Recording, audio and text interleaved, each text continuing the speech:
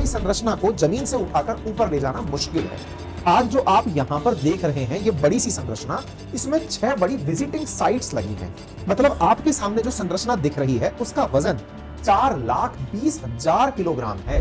कि जो काम रूस वाले जानते हैं, अमेरिका वाले जानते हैं, चाइना वाले भी जानते हैं, अब वही काम इसरो करने जा रहा है। क्या करने जा रहा है? भारत ऐसा करके दुनिया का वो चौथा देश बन जाएगा जो 2 सैटेलाइट्स को अंतरिक्ष में एक दूसरे के नजदीक लाकर जोड़ देगा। ये रहा इसरो का अपडेट जो कि 29 दिसंबर को यानी कि आज दिया गया। और कुछ इस तरह से अभी आप देखें कि टारगेट में चेजर इस तरह से आकर के एकदम प्रॉपर तरीके से फिट हो जाएगा। लेकिन सोचिए कि कल अगर हकीकत में यह काम भारत करने में सक्षम होता है तो न जाने कितने देशों को भारत से इस बात की प्रतिस्पर्धा हो जाएगी कि यार इन लोगों ने हमसे बिना पूछे इस तकनीकी रूप से जटिल कार्य को कैसे कर लिया। यह धरती से ऊपर 408 किलोमीटर ऊपर डला हुआ है। यह जो तस्वीर आपको दिख रही है, यह तस्वीर यहां है, लेकिन यह रियल में एग्जिस्ट करता है। ये रियल में दिखने वाली जो भव्य सी संरचना है इसे अंतरिक्ष केंद्र कहते हैं, अंतरराष्ट्रीय। और ये अंतरिक्ष केंद्र जो आपको फिलहाल स्थिर दिखाई दे रहा है तस्वीरों में, असल में ये लगातार चलायमान है। इस पर कोई ना कोई क्रिया हो रही है। ये अंतरिक्ष में दिखने वाला कुछ इस प्रकार का चलायमान सा अंतरिक्ष स्टेशन हमारा नहीं है। ये दुनिया के 5 बड़े स्पेस स्टेशनों ने मिलकर बनाया है। नासा है, स्पेस एक्स है, ईएसए है, जाक्सा है, रोसकॉस्मोस है। इन सब ने मिलकर के इसका निर्माण किया है। इनके निर्माण में बहुत बड़ी जटिलताएं थी। जटिलता किस बात की थी कि साहब ये जो दिख रहा है इतना बड़ा सा संरचना, ये आफ्टर ऑल बनी कैसे होगी। तो मैंने कहा धरती से उठकर बहुत सारे टुकड़े अंतरिक्ष में गए होंगे और उन्हें जोड़ दिया गया होगा। और यह सच भी है, क्योंकि इतनी बड़ी संरचना को जमीन से उठाकर ऊपर ले जाना मुश्किल है। आज जो आप यहां पर देख रहे हैं ये बड़ी सी संरचना, इसमें 6 बड़ी विजिटिंग साइट्स लगी हैं। मतलब आपके सामने जो संरचना दिख रही है उसका वजन 4,20,000 किलोग्राम है। ये 4,20,000 किलोग्राम की जो संरचना दिख रही है इसमें 6 बेडरूम है, 2 बाथरूम है, 1 जिम है। हमारी जो सुनीता विलियम्स हैं वो यहीं पर फंसी हैं। इस संरचना को ही इंटरनेशनल स्पेस स्टेशन कहते हैं। यही इंटरनेशनल स्पेस स्टेशन धरती के 24 घंटे में 16 चक्कर लगाता है। तो इसका मतलब बहुत तेज चलता होगा। जी हां, 28,000 किलोमीटर प्रति घंटे की रफ्तार से चलता है। अब सर ये स्पीड कितनी होती है मुझे क्या पता। मैंने कहा जो गोलियां है ना, उन गोली की स्पीड से लगभग 10 गुना तेज गति से चलता है। तो गोली की गति से 10 गुना तेज चलने वाली संरचना। सर मैंने ना गोली देखी ना मैंने ये देखा। हमने कहा हवाई जहाज देखा है। अगर हवाई जहाज की गति पता है तो डोमेस्टिक फ्लाइट्स लगभग 600 किलोमीटर प्रति घंटे की रफ्तार से चलती हैं। तो लगभग उससे 30 से 35 गुना तेज गति से ये वाला घर उड़ रहा है धरती के चारों तरफ चक्कर काटते हुए। कब से उड़ रहा है? तो आंसर है वर्ष 1998 से लगातार उड़े जा रहा है। सर इतना महिमा मंडन किस बात का? मैंने कहा किस बात का नहीं, असल में आपके मन में एज ए साइंस स्टूडेंट ये क्यूरोसिटी होनी चाहिए कि भाई ये हुआ कैसे होगा कि 4.25 लाख किलोग्राम का एक सिस्टम अंतरिक्ष में तैर रहा है। तो आंसर तलाशते हुए पहुंचते हैं कि कुछ इस प्रकार के बड़े बड़े टुकड़े अंतरिक्ष में ले जाकर जोड़े गए होंगे। यानी कि ये जो संरचना आपको आपस में एक दूसरे के नजदीक आते हुए दिख रही हैं, ये संरचनाएं अंतरिक्ष में बकायदा पहुंचाई गई होंगी धरती से 400 किलोमीटर ऊपर, और उन्हें कुछ इस प्रकार से जोड़ा गया होगा। सर गोली की स्पीड से 10 गुना तेज यदि ये आ रही होंगी तो इनके आने के बाद टकराने की टेंशन नहीं होती होगी। अगर होती होगी तो कौन रेल के इंजन में डब्बे जोड़ने की जो कला है वो अंतरिक्ष में दिखा रहा होगा। तो मैंने कहा धरती पर बैठे वैज्ञानिक। सर इस कार्य को करने में कौन लोग शामिल हैं? मैंने कहा जो तस्वीरें दिख रही हैं इसके लिए तो नासा है, यूरोपियन स्पेस एजेंसी है, रशियन स्पेस एजेंसी है, जापानी स्पेस एजेंसीज हैं, वो सब मिलकर के इस काम को अंजाम दे रही हैं। हम इसमें हैं क्या? हमने कहा नहीं है। तो फिर चर्चा किस बात की है? चर्चा इस बात की है कि जो काम रूस वाले जानते हैं, अमेरिका वाले जानते हैं, चाइना वाले भी जानते हैं, अब वही काम इसरो करने जा रहा है। क्या करने जा रहा है? हमने कहा इस साल के अंत में हम दुनिया के सामने कुछ ऐसा करने जा रहे हैं जिससे हम दुनिया की उस लीग में शामिल हो जाएंगे जिस लीग ने हमें इस बारे में कोई जानकारी नहीं दी, कि तुम्हें नहीं बताएंगे कि रेल की चलती डब्बे में, चलती गाड़ी में बोगी कैसे जोड़ें। अगर चलता इंजन और बोगी एक दूसरे की तरफ 36,000 किलोमीटर प्रति घंटे की रफ्तार से आ रहे हो तो उन्हें एक दूसरे से ज्वाइंट कैसे करें बिना टकराए, तुम्हें नहीं बताएंगे। मत बताओ। हमारा जो इसरो है वो इस समय सोमनाथ जी के हाथ में जो है, इन्होंने प्लानिंग की और अपनी तरफ से सैटेलाइट्स को जोड़ने की कला खोज ली। कला खोजकर निर्णय हुआ कि इस साल के अंत में हम भी बिल्कुल इन्हीं की तरह अपने सैटेलाइट्स को अंतरिक्ष में ले जाकर, सबसे चुनौतीपूर्ण कार्य क्या है, सैटेलाइट्स का अंतरिक्ष में पहुंचाना हमने सीख लिया है, चुनौतीपूर्ण है सैटेलाइट्स पहुंच जाएं और उन्हें आपस में ज्वाइंट कराया जाए, यानी कि इतना तेज गति से चलती हुई सैटेलाइट्स को नजदीक लाकर और फिर एक दूसरे में एंटर कराया जाए। सबसे टफ टास्क है। फिर से सवाल बड़ा है, यहीं से लिफ्ट करके क्यों नहीं पहुंचा सकते? बहुत बड़े रॉकेट चाहिए आपको अगर वैसा ही स्पेस स्टेशन बनाना है। बोले सर हमको बनाना तो है लेकिन हमारी कोई मदद नहीं कर रहा, तो क्या करें? तो हम आत्मनिर्भर बनने की तैयारी करें। आत्मनिर्भरता में क्या? हम अपने स्पेस स्टेशन को तैयार करें, हम अपना भारतीय अंतरिक्ष स्पेस स्टेशन बनाएं। क्या हमारी प्लानिंग में है? बिल्कुल, इसरो की प्लानिंग में है 2036 तक अपना अंतरिक्ष स्टेशन बना लेना। आज से 10-12 साल के बाद इंटरनेशनल स्पेस स्टेशन की तर्ज पर भारत का अपना अंतरिक्ष स्टेशन होगा। लेकिन सर जिस काम को करने में दुनिया की इतनी बड़ी बड़ी टेक्नोलॉजी वाली कंट्रीज लगी हों, उसको करने के लिए हम क्या कर रहे हैं? हम शुरुआत कर रहे हैं इस चीज की कि इसका जो सबसे क्रिटिकल टास्क है उसे सबसे पहले निपटा लिया जाए। सबसे क्रिटिकल टास्क क्या है?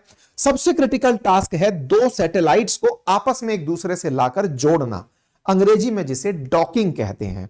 सर कौन किस में जुड़ेगा? इंजन में डब्बे जुड़ेंगे तो इसको कहा क्या जाएगा? तो मैंने कहा जिसमें जो जुड़ेगा, एक जुड़ने जा रहा होगा, जो चेज करने जा रहा है वो होगा चेजर, और जिस जगह जुड़ेगा उसे कहा जा रहा है टारगेट। तो टारगेट और चेजर नामक 2 सैटेलाइट्स जो लगभग 250 किलोग्राम की हैं, ये धरती से 450 किलोमीटर ऊपर 36,000 किलोमीटर की गति से चलते हुए एक दूसरे से जुड़ेंगी। गोली की गति से लगभग 10 गुना तेज गति से आकर एक दूसरे से जुड़ेंगी। अगर यह बात आपको सुनकर के जोश जागा तो यह हेडलाइंस में भी दिखना चाहिए। इसी को ही भारतीय अंतरिक्ष स्पेस का या स्पेस डॉकिंग एक्सरसाइज एक्सपेरिमेंट नाम दिया गया है। तो यह स्पेस डेक्स जो नाम दिया है SPADEX, तो इसमें स्पेस के अंदर डॉकिंग एक्सपेरिमेंट किया जा रहा है, इसका नाम स्पेडेक्स है। और इसी स्पेडेक्स को हम कल होते हुए देखेंगे। अगर सब कुछ सही रहा तो 30 दिसंबर हमारे चैनल पर आप लोग बहुत दिनों से हमारी खबरें सुन रहे हैं, उसके बावजूद भी आधे से ज्यादा लोग ऐसे हैं जिन्होंने चैनल सब्सक्राइब नहीं किया हुआ है। सब्सक्राइब कर लीजिए। भारत के इतिहास में इसरो की एक बड़ी कामयाबी के रूप में लिखा जाएगा, क्योंकि अभी तक अमेरिका, रूस और चीन जैसे देश ही इसमें अपनी हैसियत और काबिलियत रखते हैं। भारत ऐसा करके दुनिया का वो चौथा देश बन जाएगा जो 2 सैटेलाइट्स को अंतरिक्ष में एक दूसरे के नजदीक लाकर जोड़ देगा। यह रहा इसरो का अपडेट जो कि 29 दिसंबर को यानी कि आज दिया गया। और ये कल इसके बारे में हमने जो अपने ट्विटर हैंडल पर आपको जानकारी दी, उस पर कंप्लीट जानकारी हम पहले भी आपसे साझा कर चुके हैं। अब बड़ा सवाल यह है कि सर इसको करने के लिए हम अपने सैटेलाइट्स को भेजने के लिए रॉकेट कौन सा यूज कर रहे हैं? तो हम PSLV C60 का यूज कर रहे हैं, यानी कि पोलर सैटेलाइट लॉन्च व्हीकल। अब सवाल यह बनेगा, पोलर सैटेलाइट लॉन्च व्हीकल ये क्या होता है? असल में धरती से ऊपर कक्षाओं को मानव ने अपनी सहूलियत के अनुसार बांटा हुआ है। धरती से 400 से 1000 किलोमीटर के आसपास का जो क्षेत्र है दूरी पर, उसे लो स्पेस स्टेशन, लो स्पेस एरिया कहा गया है, लो अर्थ ऑर्बिट कहा गया है। उससे ऊपर मिडिल अर्थ ऑर्बिट और उससे ऊपर हाई अर्थ ऑर्बिट माना गया है। हाई अर्थ ऑर्बिट 36,000 किलोमीटर के आसपास धरती से ऊपर माना गया है, जहां पर अगर आप 35,786 किलोमीटर की ऊंचाई पर अगर कोई सैटेलाइट भेजते हो तो अर्थ के मूवमेंट के साथ साथ वो भी जियो सिंक्रोनस और जियो स्टेशनरी रूप से धरती के चारों तरफ चक्कर काट सकता है।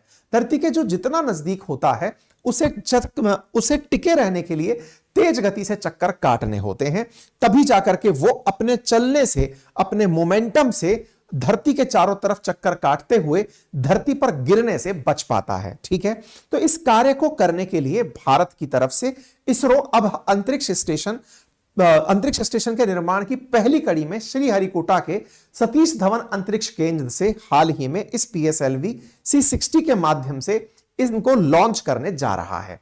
अब देखिए, फिर से समझिए, कुछ इस प्रकार के दो, एक चेजर और एक टारगेट नाम के दो सैटेलाइट्स हैं। इन सैटेलाइट्स को धरती से ऊपर ले जाकर जोड़ेगा तो सोचने वाली बात है, पहले साथ में लेकर जाएगा, अंतरिक्ष में ले जाकर इन दोनों को छोड़ेगा। आप में से कुछ लोग पूछेंगे, सर जब साथ में लेकर जा ही रहा है तो एक साथ जोड़ के ही ले जाए, इस कर्तव्य को दिखाने की जरूरत क्या है? हमने कहा भाई, इसको प्रयोग करके देखा जा रहा है कि हम धरती से ऊपर जब इतनी तेज गति में चल रही सैटेलाइट्स हों तो क्या उन्हें जोड़ पाते हैं या नहीं। इसलिए पहले इन्हें ले जाने के लिए तो हमने एक ही रॉकेट यूज किया है। अभी ये डेमो में जा रही चीजें हैं, अभी ये 200-200 किलोग्राम की चीजें हैं, सैटेलाइट्स हैं, भविष्य में लाखों किलोग्राम तक माल ऊपर पहुंचाना है। ऐसे में फिलहाल के लिए हम डेमो करके देख रहे हैं कि हम ऐसा कर पाएंगे या नहीं। सब डेमो में कितना खर्चा आ रहा होगा? इस पूरे कार्यक्रम में लगभग 500 करोड़ का खर्च है, लगभग 225 करोड़ के आसपास इन दोनों सैटेलाइट्स के निर्माण में, और लगभग 200-250 करोड़ के आसपास उस PSLV के जो वन टाइम यूज है उसके खर्चे में आ रहा है। इन्हें अंतरिक्ष में जब भेजा जाएगा तो ये भेजने के बाद छोड़ दी जाएंगी और दोनों छोड़ने के बाद अपनी गति पकड़ लेंगी, 20 किलोमीटर तक एक दूसरे से दूर चली जाएंगी। तब धरती पर इसरो के बैठे वैज्ञानिक इन्हें दूर से पास बुलाएंगे कि चले आओ, एक चेज करे, टारगेट को, कार्यक्रम को शुरू किया जाए। तो कार्यक्रम को शुरू किया जाएगा और कुछ इस तरह से, अभी आप देखें कि टारगेट में चेजर इस तरह से आकर के एकदम प्रॉपर तरीके से फिट हो जाएगा। यानी कि ये जो प्रक्रिया आप अभी यहां देख रहे हैं ये एनिमेशन से तैयार किया गया है, लेकिन सोचिए कि कल अगर हकीकत में यह काम भारत करने में सक्षम होता है तो न जाने कितने देशों को भारत से इस बात की प्रतिस्पर्धा हो जाएगी कि यार इन लोगों ने हमसे बिना पूछे इस तकनीकी रूप से जटिल कार्य को कैसे कर लिया। अब आपके दिमाग में प्रश्न आएगा कि मास्टर जी लग रहे हो पगला गए हो। हमने कहा क्यों? ये तो बहुत आराम से हो रहा कार्यक्रम है, ये तो ट्रेन की शंटिंग जैसा दिख रहा है, जैसे बोगी और इंजन जुड़ते हैं तो बहुत आराम से जुड़ते हैं, ये तो वैसा दिख रहा है। आप कह रहे हो गोली से इतना तेज आएगा, तो इसका तथ्यात्मक जानकारी क्या है? देखिए, तेज गति से आएगा, लेकिन वैज्ञानिक उसे आने से पहले, जैसे लैंडर को जब लैंडिंग कराई थी चंद्रमा पर चंद्रयान 3 के टाइम पर, तो बिल्कुल धीरे से ला करके उसको लैंड कराया था, सॉफ्ट लैंडिंग कराई थी। कुछ वैसे ही यहां पर सैटेलाइट्स को एक दूसरे के नजदीक बड़े ही सॉफ्ट लैंडिंग अंदाज में लाया जाएगा, और जब ये एक दूसरे के बिल्कुल नजदीक आ जाएंगे तब जाकर के बिना किसी जर्क के ये एक दूसरे से आकर लगभग 450 किलोमीटर दूर धरती से ऊपर लो अर्थ ऑर्बिट के अंदर एक दूसरे से मिलेंगे, और ये काम करके अपने आप में देश के लिए एक नया काम करने की शुरुआत कर देंगे। भारत के लिए एक उपलब्धि होगी कि भारत इस काम को पहले 20 किलोमीटर से नजदीक लाते हुए धीरे धीरे 5 किलोमीटर, फिर 1.5 किलोमीटर, फिर 500 मीटर, 250 मीटर, 15 मीटर, अंत में 3 मीटर तक लेकर आएगा और फिर इन्हें डॉक करेगा। सर इन्हें डॉक कर दिया, उसके बाद क्या होगा? डॉक के बाद फिर अनडॉक करेगा। अनडॉक से मतलब यह है कि इन दोनों को एक दूसरे से सेपरेट किया जाएगा, और इस तरह से भारत अपना भारतीय डॉकिंग सिस्टम तैयार कर लेगा। और जो ये तैयार हुआ भारतीय डॉकिंग सिस्टम है, यह भारत का अपना होगा, अंतरराष्ट्रीय डॉकिंग सिस्टम के मानकों पर तो खरा उतरेगा, लेकिन इसका पेटेंट हमारा अपना है, क्योंकि किसी ने हमारी इसमें मदद नहीं की है। तो यह अपने आप में बड़ी काबिल चीज है जो कल भारत करने जा रहा है, और ऐसा करके हम अपना डॉकिंग, भारतीय डॉकिंग सिस्टम बना रहे हैं। और इस भारतीय डॉकिंग सिस्टम में कुछ इस तरह की गतिविधियां हैं जो होती हुई दिखेंगी। ये हमारे 2 सैटेलाइट्स हैं जो अंतरिक्ष में जाकर मिलेंगे। ये इसरो का ट्वीट है। अब बात सवाल इसकी कि इससे फायदा क्या होगा? इतना रुपया हम खर्च कर देंगे, फायदा क्या होगा? नंबर 1, भविष्य में भारत भी कभी ग्रेविटी के बिना के प्रयोग अंतरिक्ष स्टेशन में कर पाएगा। आज अंतरिक्ष स्टेशन में आपके दिमाग में सवाल आना चाहिए कि कि 1998 से बने हुए इंटरनेशनल स्पेस स्टेशन में दुनिया भर के वैज्ञानिक जो करने जाते हैं, हम कब करने जाएंगे, हमारा नंबर कब आएगा, हम लोग भी अंतरिक्ष में प्रयोग कैसे कर पाएंगे। गगनयान में हम अंतरिक्ष यात्री भेज रहे हैं, वो वापस अंतरिक्ष से नीचे तो आ रहे हैं, लेकिन कल को भारतीय वैज्ञानिकों को इसी तरह के भारतीय अंतरिक्ष स्टेशन में जाकर एक्सपेरिमेंट करने हो तो उसके लिए कैसा हमारा अपना अंतरिक्ष स्टेशन होगा, उसके लिए यह बुनियादी रूप से आवश्यक है कि इस कार्य को कराया जाए। तो इस तरह की चीजें होंगी। ये बातें शोभनाथ जी ने हाल ही में अपने एक टीवी इंटरव्यू में बताई थी, वहां से हम आपके साथ में साझा किए। अब एक बड़ा सवाल वो क्या है कि एक बार के लिए मान लीजिए ये काम हो गया, उसके बाद क्या होगा। उसके बाद यह होगा कि इस पूरी प्रक्रिया में जब ये काम हो जाएगा, डॉकिंग हो जाएगी, तो इनको क्या एक साथ डॉक करके छोड़ देंगे क्या, नहीं, फिर हमें इन्हें अनडॉक करके भी देखेंगे। अनडॉक का मतलब क्या हुआ कि भाई एक दूसरे के साथ ज्वाइन करा दिया, अब ज्वाइन कराने के बाद इन्हें वापस खोलो और दूर करो। ये क्यों, क्योंकि अगर आपको मालूम हो तो सुनीता विलियम्स जैसे अंतरिक्ष में फंसी हुई हैं फिलहाल, उनको जो लेके गया था वो वाला रॉकेट उन्हें छोड़ने के बाद वापस भी तो लौटा, यानी कि पहले अंतरिक्ष स्टेशन में जाकर चिपकना यानी डॉकिंग, और वापस वहां से छूटकर निकलना अनडॉकिंग, ये दोनों प्रोसेस होना जरूरी है। अभिमन्यु की तरह चक्रव्यूह में फंसना यह भी आना चाहिए, चक्रव्यूह तोड़ना भी आना चाहिए, लेकिन अर्जुन की तरह चक्रव्यूह से निकलना भी आना चाहिए। यह प्रक्रिया जानने की प्रक्रिया डॉकिंग अनडॉकिंग की है, और इस कार्य को हम करके कल देखने वाले हैं। इसीलिए कल का दिन बड़ा ऐतिहासिक होगा। इसरो को हमारी तरफ से बहुत सारी शुभकामनाएं कि विज्ञान के क्षेत्र में इस तरह से कीर्तिमान स्थापित कर रही है। हां, इस तरह के कीर्तिमान स्थापित करते समय कई बार चुनौतियां आती हैं, कई बार प्रयोग विफल होते हैं। निराश होने की आवश्यकता नहीं है, क्योंकि जीत प्रयास करने वालों की ही होती है। बाकी रहने वाले लोग वही पाते हैं जो प्रयास करने वाले छोड़ जाते हैं। बस इसी के साथ इसरो के वैज्ञानिक कल इस कार्य को अंजाम दें। संपूर्ण भारत उनके लिए बहुत सारी शुभकामनाएं प्रेषित करता है। जाते जाते इस साल को इसरो बड़ा यादगार बनाए, हम सब भी इसके साथ में इसी खुशी के साथ आगे बढ़ते हैं। ठीक है, फिलहाल के लिए इतना ही। जो भी आप में से लोग इसरो के लिए शुभकामनाएं प्रेषित करना चाहते हैं, वो जाकर हमारे ट्विटर हैंडल पर #इसरो के मैसेज डाल सकते हैं, अपनी तरफ से ट्वीट कर सकते हैं, तमाम प्रकार से इसरो को शुभकामनाएं पहुंचा सकते हैं। हमारे कमेंट बॉक्स में इसरो के लिए शुभकामनाएं प्रेषित कर सकते हैं। अल्टीमेटली ये सोशल मीडिया के थ्रू प्रेषित होती हैं। फिलहाल के लिए इतना ही। सेशन पसंद आया हो तो साथियों से जरूर। हमारे चैनल पर आप लोग बहुत दिनों से हमारी खबरें सुन रहे हैं, उसके बावजूद भी आधे से ज्यादा लोग ऐसे हैं जिन्होंने चैनल सब्सक्राइब नहीं किया हुआ है। सब्सक्राइब कर लीजिए।